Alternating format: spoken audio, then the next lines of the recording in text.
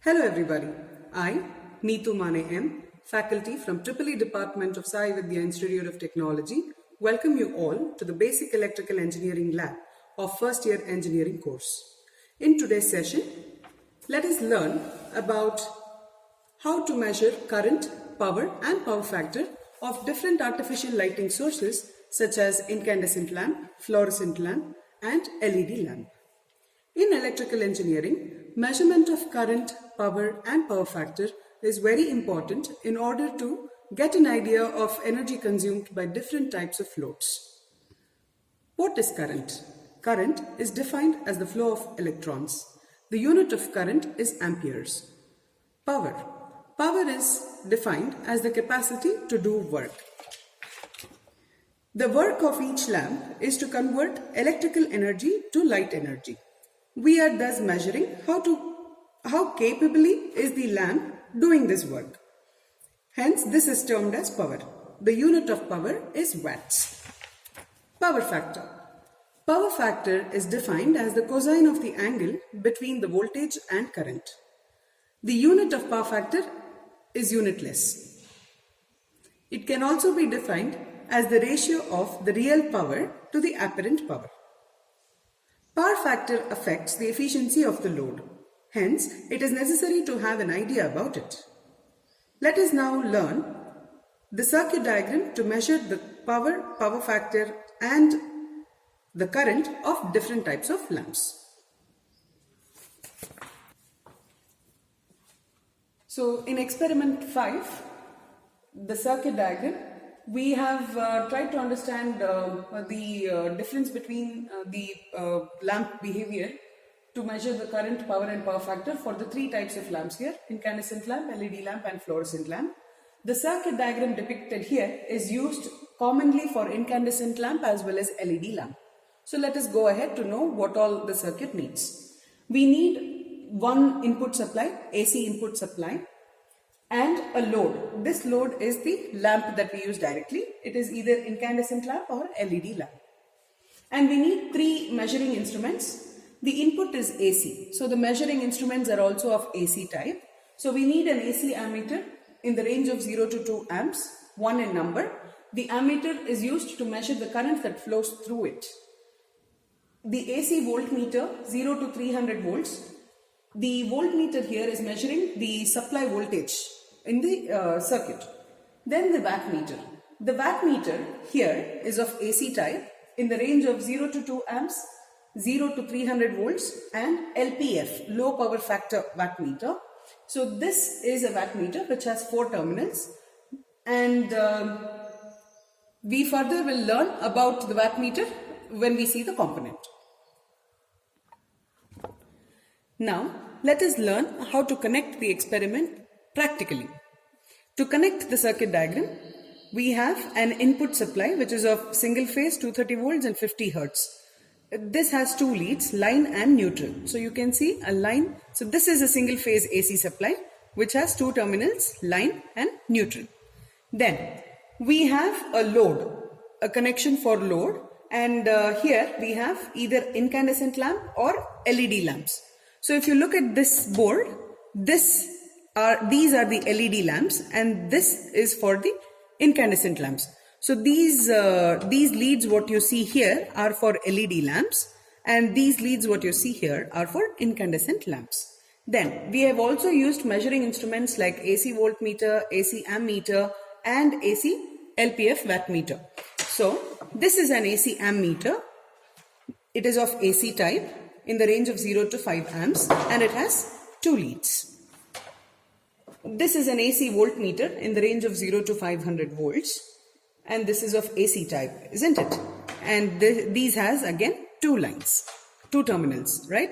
Now let us learn more about a wattmeter and its connections. A wattmeter has four terminals: M, mains, L, load, C, common, V, potential or voltage terminal.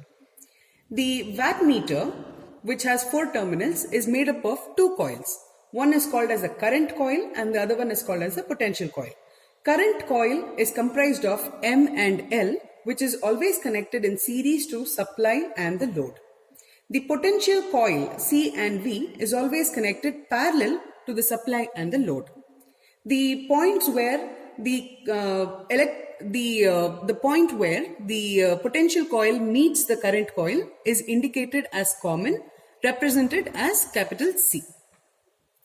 So as indicated in the diagram for a wattmeter, this is a M terminal, this M is mains, L is line, load, C is a common terminal, this is C, and we have 3 terminals for voltage in which we can make a choice based on the supply range that we have. So in this case we are using an AC input supply which is single phase, and that is 230 volts. So we are going to use a voltage range of the ammeter at 300 volts. Alright. Now let us learn how to calculate the wattmeter constant. The formula for wattmeter constant is given as V range into I range, that is the current range, into power factor in wattmeter divided by the full scale reading.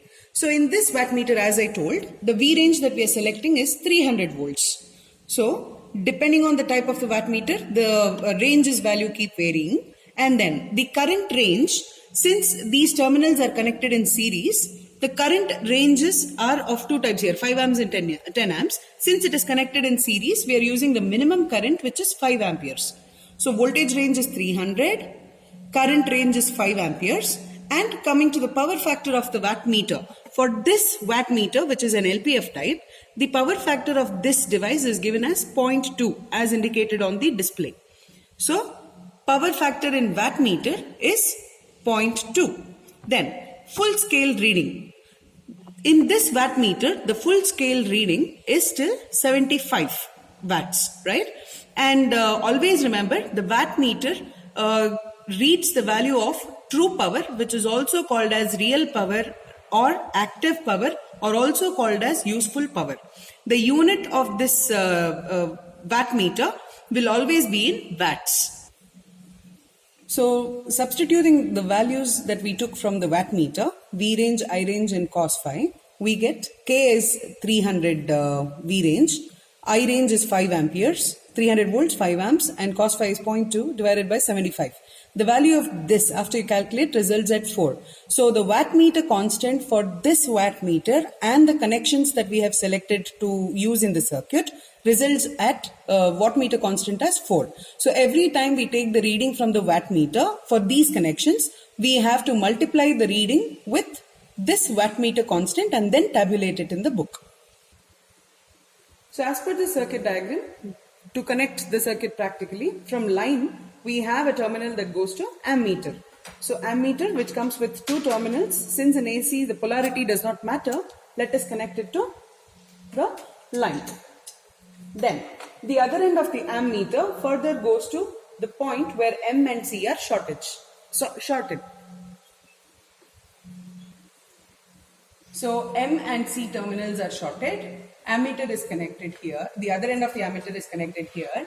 Then from the V terminal of the wattmeter, we have it connected to the neutral point.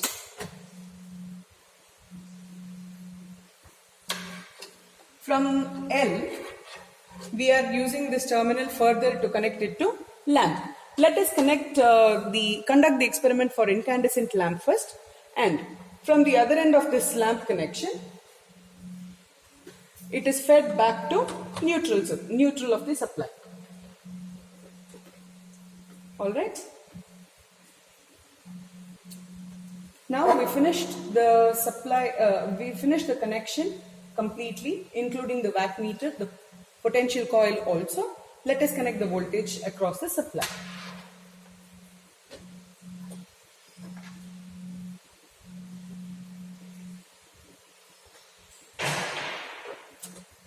Alright, now our circuit is complete.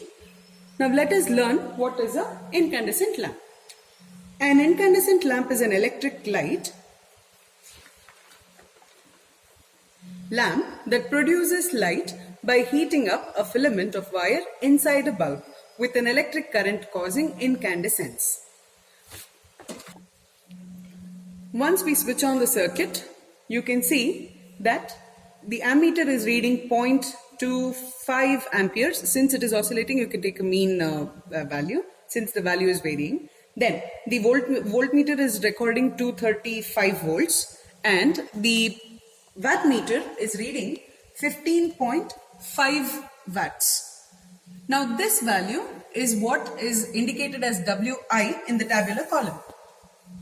So for wattmeter, Wi multiplied with the power factor will be the total power of that particular device. So the current indicated was 0.25, voltage was 235 and the power was 15.5 into 4.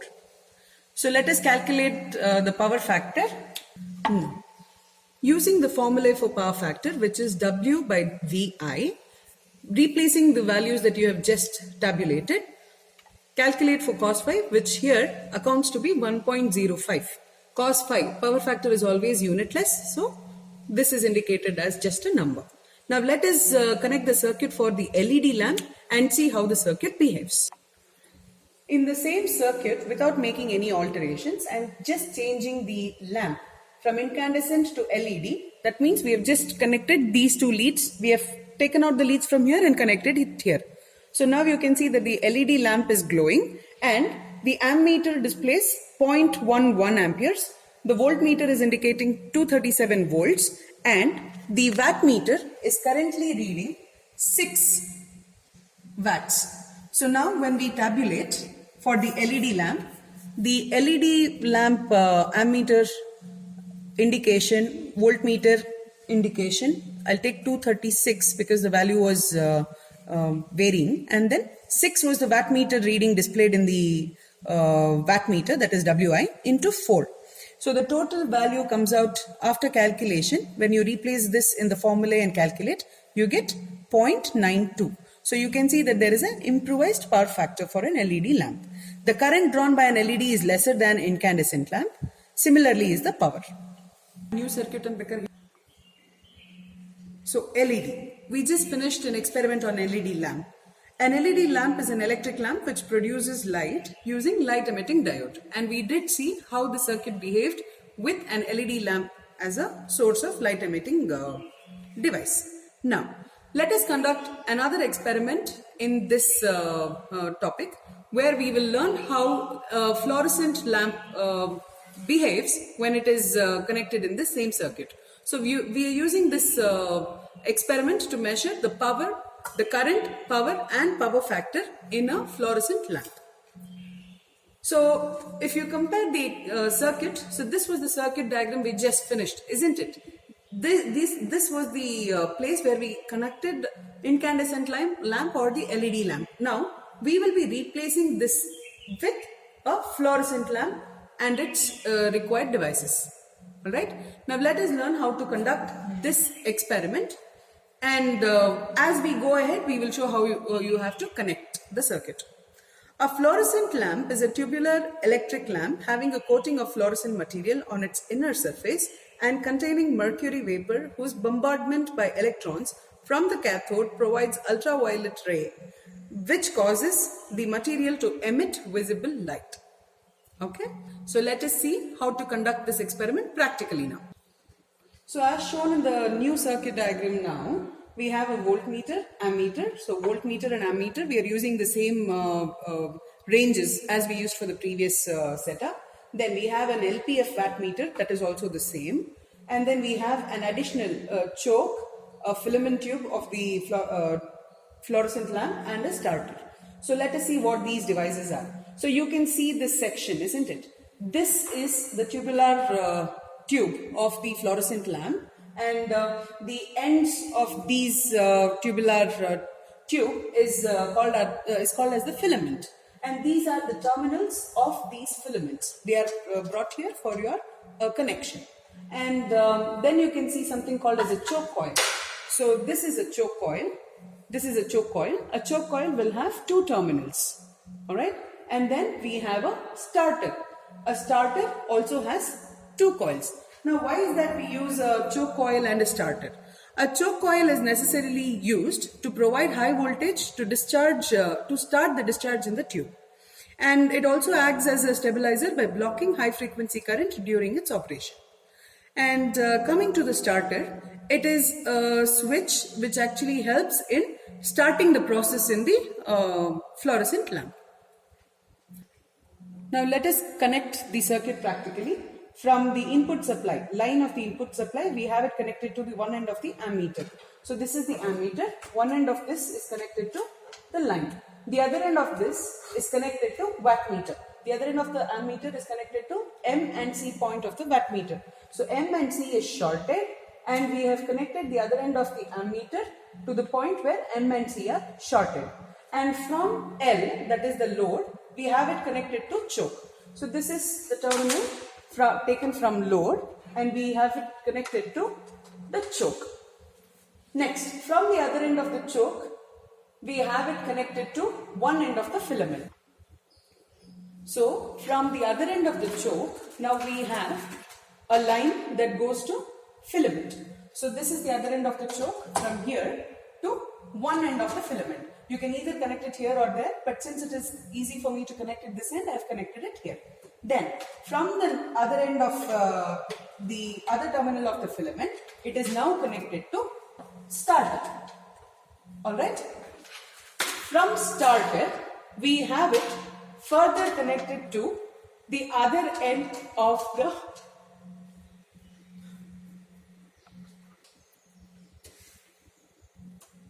So from the other end of the starter, we connected it to the filament. So from starter to filament.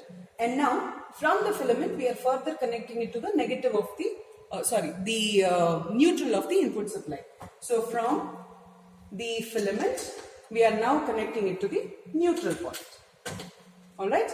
Now we finished the outer loop connection, isn't it? But now we have to connect the wattmeter V potential terminal to the neutral, and also the voltmeter across the supply. So we have used the voltmeter range at 300 volts again, because the input supply is at 230. So we need the wattmeter which is capable of measuring more than that. Always that is the tolerance. So from the wattmeter now connected to the, from V terminal of the wattmeter connected to the neutral point. Now we are using the voltmeter and connecting it across the supply to measure the voltage across it. So this completes the circuit diagram. So after switching on the circuit, we have the ammeter indicating 0.4 amperes, the voltmeter indicating 235 volts, and the wattmeter indicating 11.5 watts. So after tabulating these readings in the tabular column, we get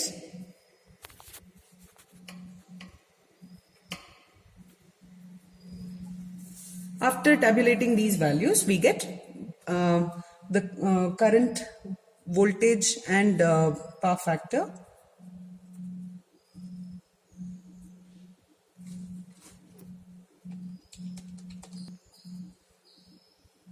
We get the total value of power factor as 0.489, which can be rounded up to the next value, 0.49. Now, by comparing the performance of the circuit, you can observe that the incandescent lamp used to draw higher power than the LED, but now you can see the fluorescent lamp is drawing higher power. But LED lamp takes the least amount of power from the LED lamp takes least amount of current as well as the power when compared to the other two lamps. Alright, and the power factor, since incandescent lamp is resistive, you get the value almost close to 1, whereas the LED lamp has an improvised power factor and is operating at a very good level. But the fluorescent lamp takes the lagging power factor at 0.49. So it is always advisable to use an LED lamp for a domestic lighting application, as it saves power and also avoids the power loss. And thus we learnt how to measure the power, current and the power factor of incandescent, fluorescent and LED lamps. And thank you for watching.